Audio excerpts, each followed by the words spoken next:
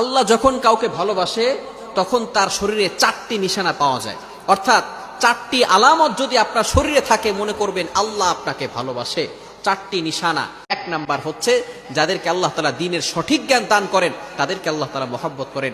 Number 2, দ্বিতীয় number হচ্ছে যারা বেশি বিপদে পড়ে আল্লাহ তাআলা তাদেরকে মহব্বত করেন। যার শরীরে দেখবেন একের পর এক বিপদ আসতেছে, অসুস্থতা আসতেছে, বারবার বিপদ, একের পর এক বিপদ, একটা বিপদ যাওয়ার পর পরে আরেকটা বিপদ আসতেছে, আপনি হতাশ হবেন না প্রিয় ভাই।